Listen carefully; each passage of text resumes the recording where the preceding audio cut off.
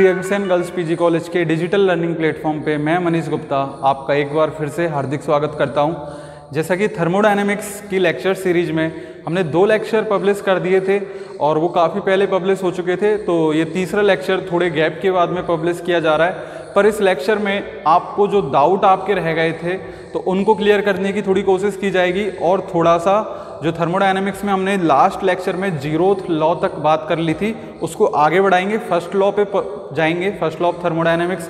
उसके लिए first law पे जाने के लिए हमको कुछ क्वांटिटीज़ की ज़रूरत होती है, जैसे इंटरनल एनर्जी। तो इंटरनल एनर्जी के बारे में बात करेंगे और भी बेसिक से चीज़ों पर आज बात करेंगे, जैसे एब्सोल्यूट टेम्परेचर, इंटरनल एनर्जी हो गया।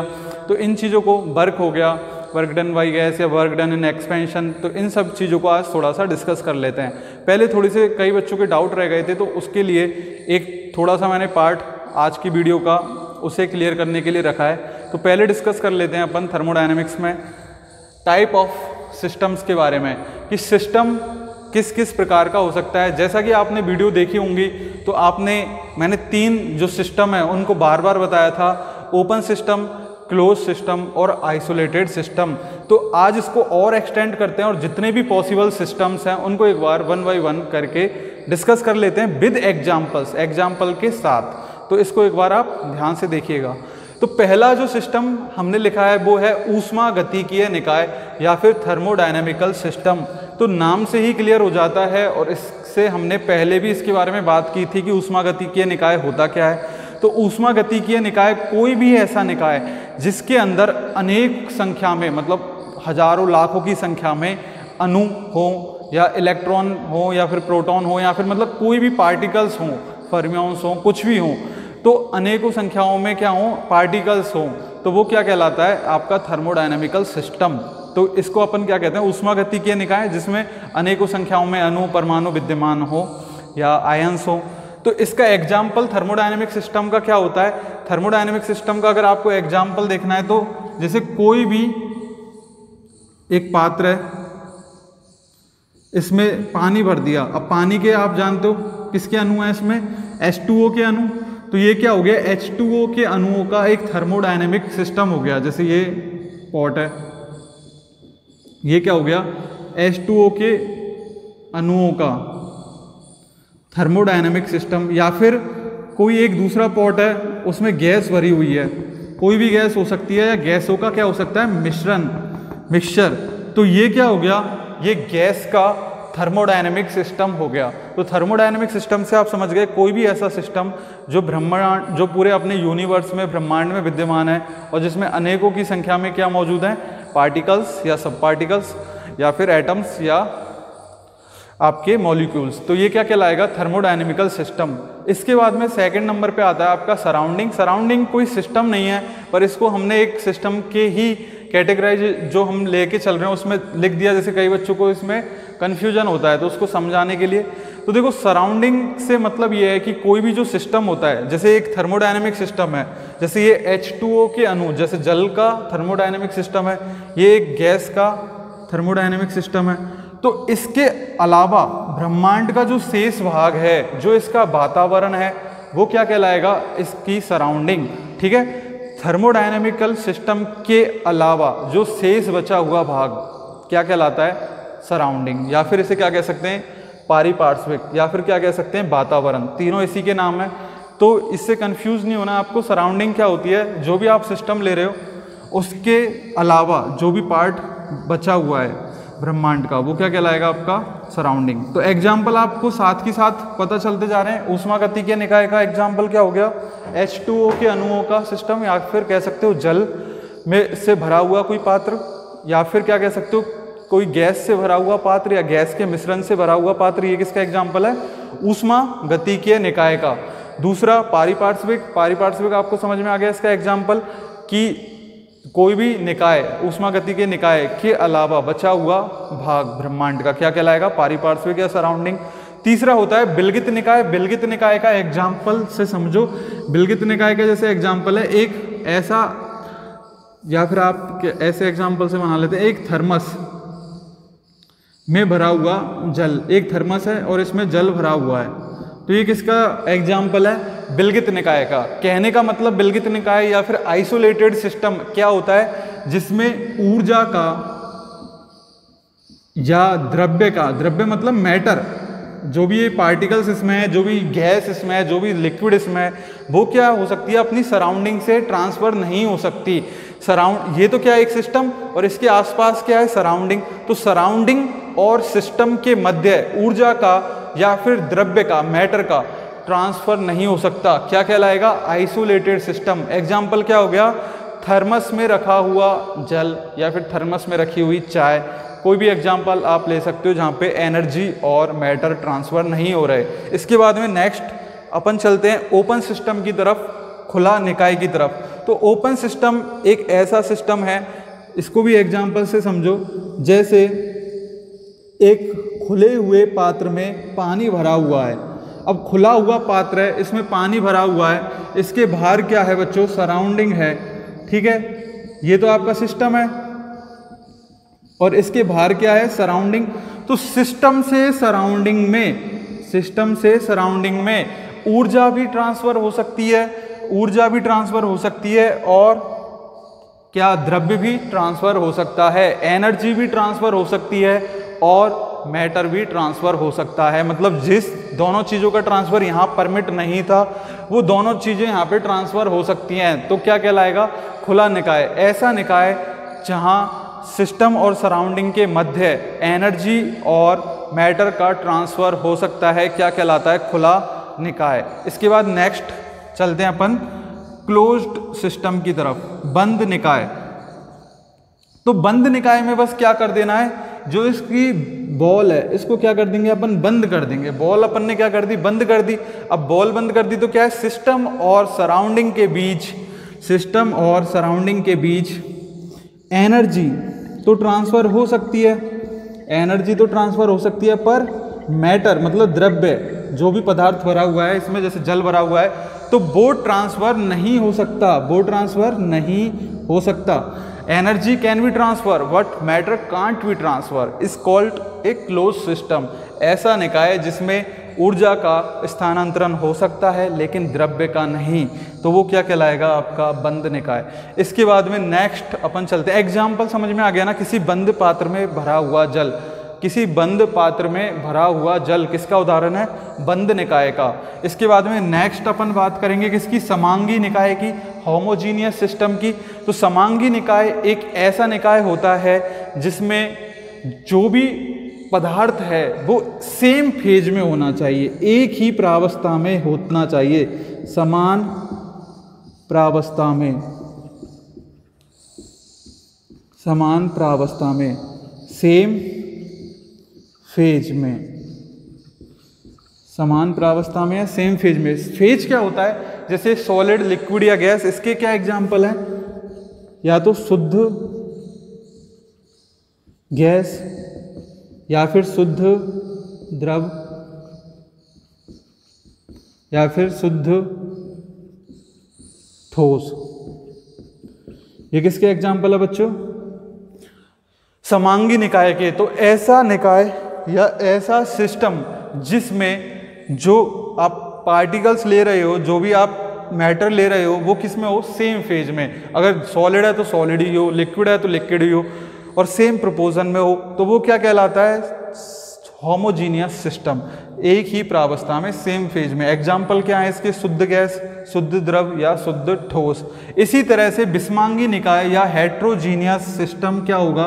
विषमांगी निकाय एक ऐसा निकाय होता है जिसमें दो या दो से अधिक प्रावस्थाएं संभव हो सकती हैं, दो या दो से अधिक फेज पॉसिबल हो सकते हैं। क्या कहलाएगा? विषमांगी निकाय या हेट्रोजीनियस सिस्टम। तो इसके एग्जाम्पल की बात करें तो दो अघुलनशील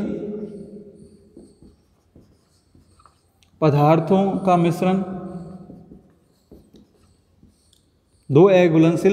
मिश्रण, अब सपोज करो मिट्टी को आपने पानी में डाल दिया तो पूरी तरह से उसमें क्या होती है? घुलनशील नहीं होती।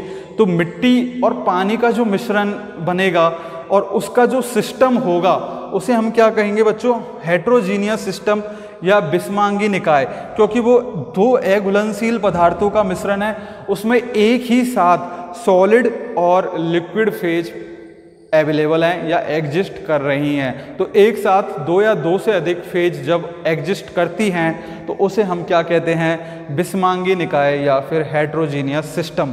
तो आई होप आपको सिस्टम्स के बारे में ये जानकारी समझ में आ गई होगी कि कैसे ऊष्मागतिकीय निकाय, पारिपार्श्विक, विलगित निकाय, खुला निकाय, बंद निकाय या समांगी निकाय और बिस्मांगी निकाय को हम परिभाषित कर सकते हैं और कैसे इनके एग्जाम्पल लिख सकते हैं। तो नेक्स्ट, इसके बाद नेक्स्ट टॉपिक को डिस्कस कर लेते हैं। तो इसको यहाँ से हटा देते हैं, इसको रफ कर देते हैं।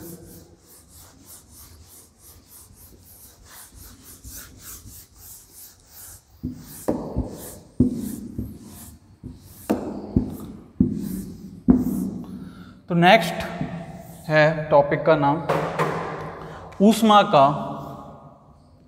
यांत्रिक तुल्यांक।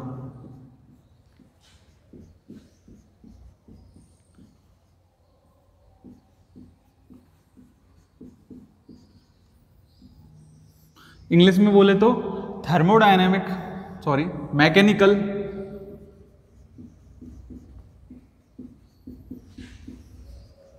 इक्विवेलेंट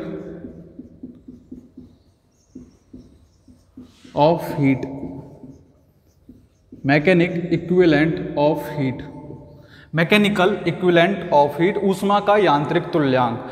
तो देखो, ऊष्मा को और कार्य को कैसे आपस में अपन रिलेट करेंगे वो इस टॉपिक के अंदर आएगा। इसकी डेफिनेशन होगी, ऊष्मा गतिकी में किसी निकाय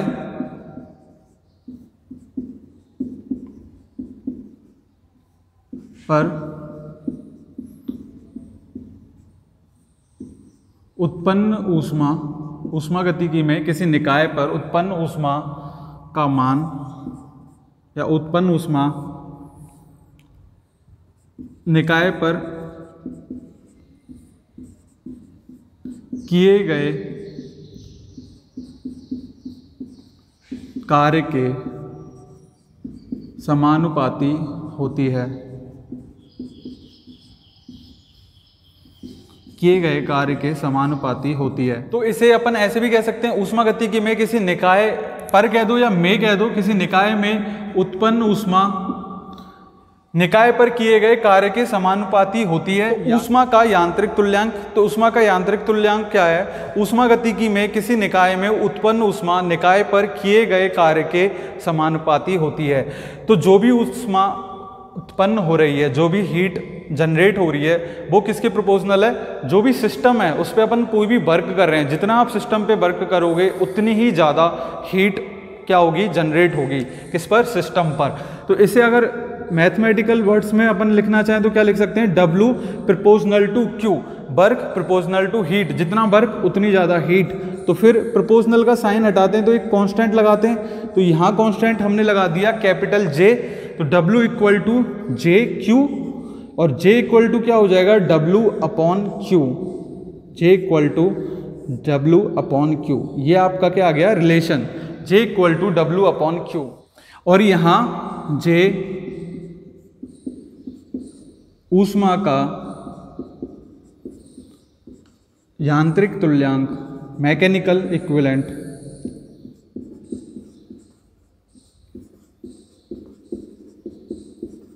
कहलाता है। यहाँ J ऊष्मा का यांत्रिक तुल्यांक कहलाता है। ठीक है, J समझ में आ गया क्या है। जैसे J तो क्या है Q तो क्या है थर्मोडायनेमिक्स में, उसी तरह से J क्या है, मैकेनिकल। तो मैकेनिकल इक्विवेलेंट है ये हीट का J। ठीक है, और इसका जो मान होता है J का, वो भी देख लेते हैं। J का जो मान है वो है 4.2 joule calorie inverse, 4.2 joule calorie inverse, ये इसकी J की वैल्यू है। और आपको पता है कि एक कैलोरी में कितने जूल होते हैं, एक कैलोरी में कितने जूल होते हैं, 4.2 जूल। और एक किलो कैलोरी में कितने जूल होते हैं, 4.2 इंटू 10⁻³ जूल। ठीक है, इसको इस तरह से लिख दे जैसे आपको कंफ्यूजन ना हो, पूरा जूल लिख दो। क्या लिख सकते हैं, 1J = 1/4.2 कैलोरी, इस तरह से भी इसको लिख सकते हैं इस रिलेशन को यूज करके। और ये क्या आ जाएगा, 1J = 0.24 कैलोरी। ये क्या है, 1 जूल में कितना हो जाएगा, 1/4.2 कैलोरी, और 1 जूल बराबर क्या लिख सकते हैं अपन, 0.24 कैलोरी। इस तरह से भी अपन लिख सकते हैं। तो ये समझ में आ गया आपको, ये सारी यूनिट्स हैं। ये मैंने किसके बारे में बताया यहाँ पे, यूनिट्स के बारे में, कि ऊर्जा को नापने की कौन कौन सी डिफरेंट ऊर्जा या ऊष्मा को नापने की कौन कौन सी यूनिट्स हैं। और जे का आपको मान मैंने बता दिया कितना होता है, 4.2 जूल इंटू कैलोरी इनवर्स। तो आपको ये टॉपिक समझ में आ गया होगा। टॉपिक का नाम क्या है, ऊष्मा का यांत्रिक तुल्यांक, मैकेनिकल इक्विवेलेंट ऑफ हीट। तो इसको आप उतार सकते हैं, इसको आप लिख लीजिए।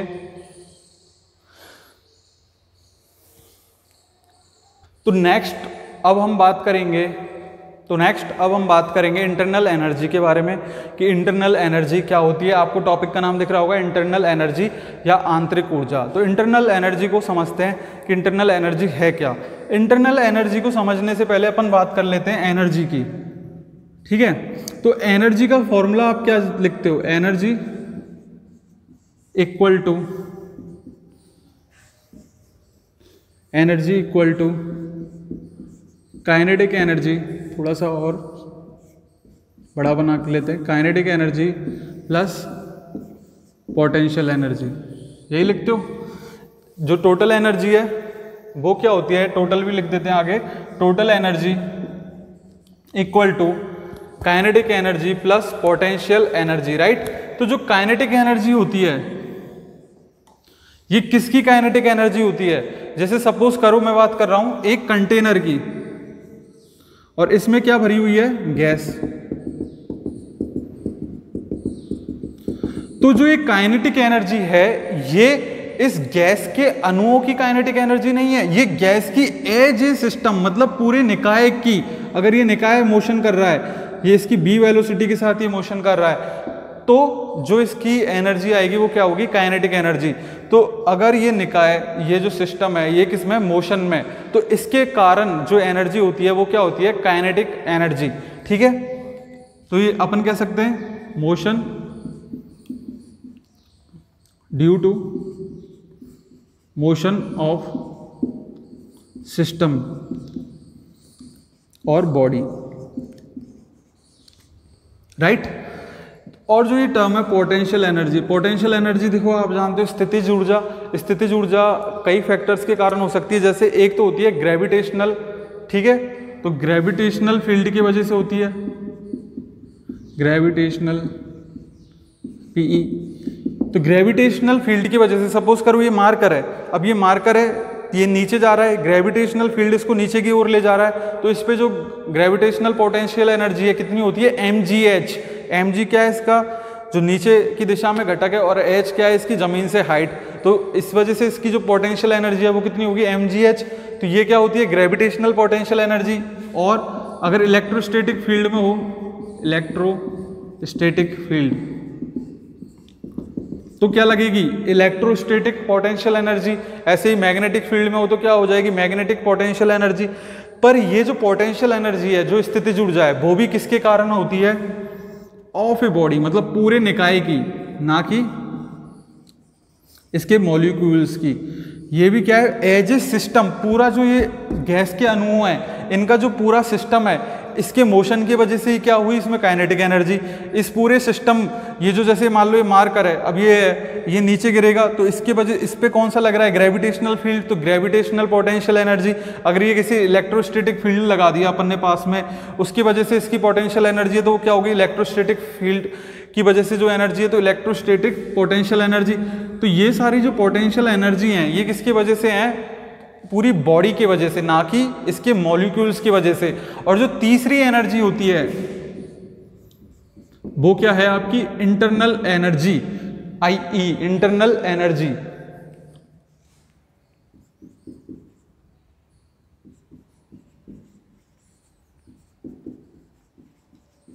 तो इंटरनल एनर्जी क्या होती है? इंटरनल एनर्जी को समझते हैं। इंटरनल एनर्जी होती है जो ये मॉलिक्यूल्स हैं, इसके अंदर जो भी एटम्स हैं या जो गैस के मॉलिक्यूल्स हैं, तो इनकी वजह से जो एनर्जी होती है वो क्या कहलाती है बच्चों? Internal energy.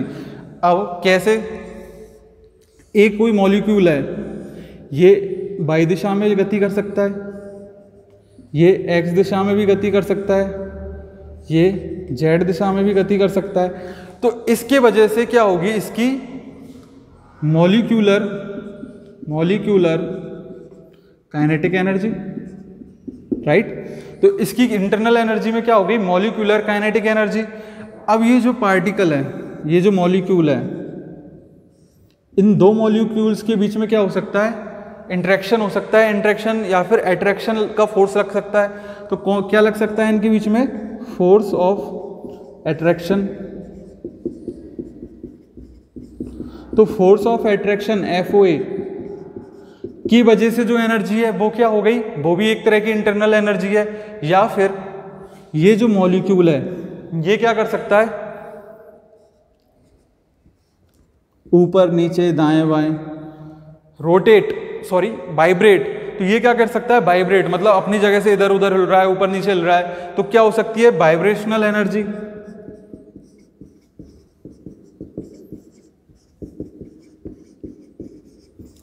ये क्या कर सकता है?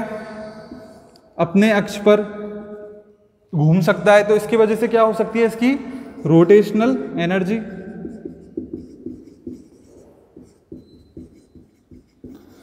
तो आपको समझ में आया होगा कि जो एक निकाय है उसके अंदर गैस, जैसे गैस है तो इस गैस के अंदर बहुत सारे मॉलिक्यूल्स हैं। तो ये मॉलिक्यूल्स क्या कर सकते हैं? अलग अलग दिशाओं में मोशन। उसकी वजह से क्या हो सकती है? Molecular kinetic energy. उसी तरह से क्या हो सकता है? फोर्स ऑफ अट्रैक्शन लग सकता है, या फिर वाइब्रेशनल एनर्जी, या फिर रोटेशनल एनर्जी। इन सब का जो टोटल है वो क्या कहलाता है? आपका इंटरनल एनर्जी। तो क्या क्या है? जैसे अपन लिखना चाहें तो मॉलिक्यूलर एनर्जी,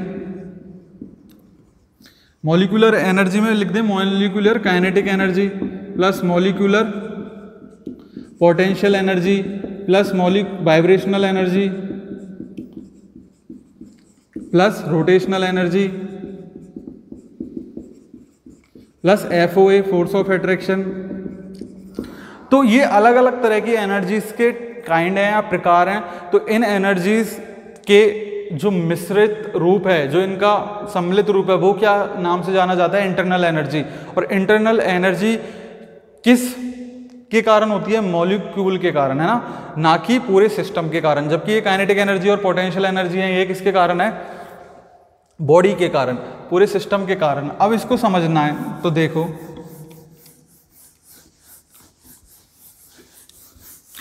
किस परिस्थिति में टोटल एनर्जी किसके इक्वल हो जाएगी? इंटरनल एनर्जी के।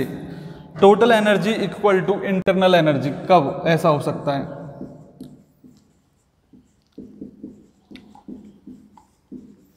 ये हो सकता है जब जो सिस्टम है या जो बॉडी है वो किस पे हो? रेस्ट पे। अगर सिस्टम या बॉडी क्या है? रेस्ट पे। तो क्या होगा? कोई भी काइनेटिक एनर्जी नहीं होगी, मोशन नहीं कर रहा तो काइनेटिक एनर्जी नहीं होगी। के इक्वल टू 0, तो के की टर्म नहीं लिखी। और no field, no external field, कोई भी फील्ड नहीं है, ना ग्रेविटेशनल फोर्स लग रहा है, ना ग्रेविटेशनल फील्ड है, ना इलेक्ट्रोस्टैटिक फील्ड है, ना मैग्नेटिक फील्ड है। तो अगर कोई भी फील्ड नहीं है तो यहाँ पे क्या होगी? के नहीं होगी उसकी सिस्टम की, पीई सिस्टम की नहीं होगी। तो क्या रह जाएगा? केवल और केवल रह जाएगी आपकी इंटरनल एनर्जी। इस कंडीशन में क्या होगा? Total energy equal to internal energy. पर इस कंडीशन में क्या होता है? इंटरनल एनर्जी में भी FOA नहीं होता, फोर्स ऑफ अट्रैक्शन नहीं होता। क्योंकि ये जो कंडीशन है, ये कंडीशन किसकी होती है बच्चों? आइडियल गैस की। आइडियल गैस, आदर्श गैस। और आइडियल गैस के बारे में हम बात करेंगे तो आइडियल गैस ऐसी गैस जिसमें, आइडियल गैस के बारे में क्या कहा गया है कि जो मॉलिक्यूल्स हैं, जैसे ये कोई सिस्टम है, इसके अंदर मॉलिक्यूल्स हैं, गैस के मॉलिक्यूल्स। तो इनमें क्या है? आपस में इंटरेक्शन नहीं होता, कोई भी अट्रैक्शन या कुछ भी नहीं है। कोई भी इंटरेक्शन नहीं करते आपस में, तो ऐसी गैस क्या कहलाती है? Ideal gas. ये हम थोड़ी कह रहे, ये किस में लिखा हुआ है? आइडियल गैस की अवधारणा में। आइडियल गैस की जो है मतलब आपकी अवधारणा वो क्या कहती है कि आइडियल गैस के जो अणु होते हैं, गैस के अणु, उनके बीच में क्या है? कोई भी अट्रैक्शन या कोई भी इंटरेक्शन नहीं होता, कोई भी तरह का इंटरेक्शन नहीं पाया जाता। तो आइडियल गैस की कंडीशन में जो टोटल एनर्जी होती है वो किसके इक्वल होती है? इंटरनल एनर्जी के, क्योंकि हम सिस्टम को किस पे लेके चल रहे हैं? रेस्ट पे। और इसके अंदर क्या है? कोई भी एक्सटर्नल फील्ड नहीं लग रहा, ना इलेक्ट्रोस्टैटिक, ना मैग्नेटिकल या ग्रेविटेशनल, और FOE भी अवेलेबल नहीं है इंटरनल एनर्जी में, force of attraction, ideal gas के कॉन्सेप्ट से। तो ये आपको समझ में आ गया कि इंटरनल एनर्जी होती क्या है? इंटरनल एनर्जी होती है जो आपके गैस के मॉलिक्यूल्स हैं, जैसे ये, तो इनके मोशन की वजह से इनकी काइनेटिक एनर्जी, या फिर इनके वाइब्रेशंस की वजह से, या फिर इनके रोटेशंस की वजह से जो एनर्जी होती है उसके टोटल के बराबर क्या होती है? आपकी इंटरनल एनर्जी। ठीक है, तो ये आपकी इंटरनल एनर्जी हो गई। इंटरनल एनर्जी आपको समझ में आ गई होगी कि क्या है इंटरनल एनर्जी का जो कॉन्सेप्ट है। इसके बाद नेक्स्ट,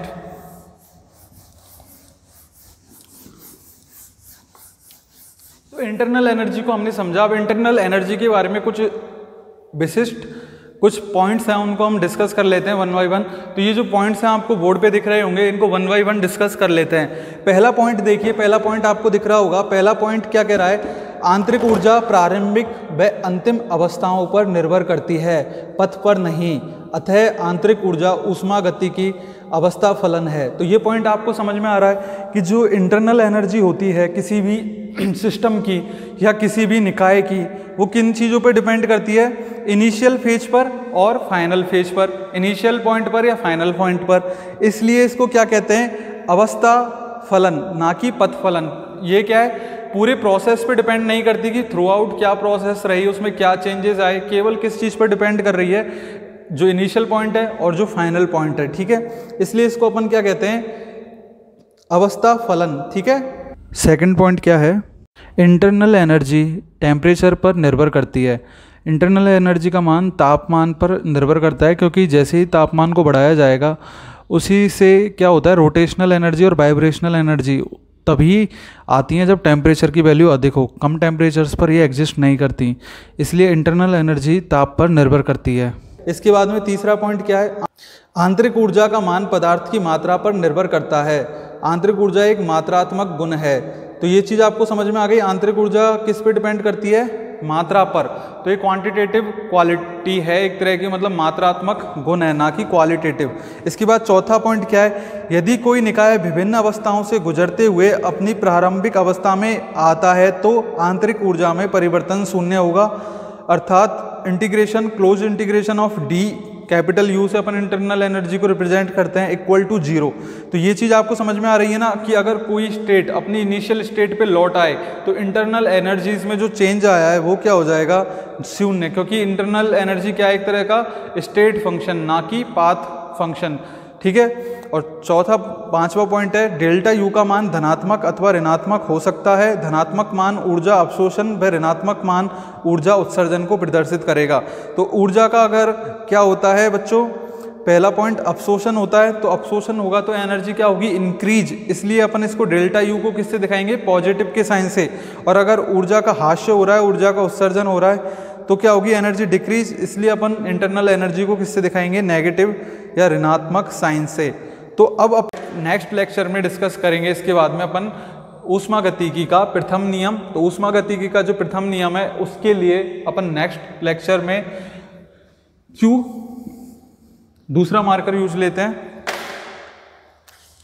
U और W। इन तीनों क्वांटिटी के बीच में क्या होता है? रिलेशन। तो इन तीनों क्वांटिटियों को लगभग हम पढ़ चुके हैं। Q क्या है? आपकी हीट। U क्या है? आपकी इंटरनल एनर्जी। और W क्या है? वर्क। तो इन तीनों में क्या होता है? Relation, first law of thermodynamics. तो उसे अपन नेक्स्ट लेक्चर में डिस्कस करेंगे। आज के लिए इतना ही, मिलते हैं एक नए लेक्चर के साथ। Take care and thank you.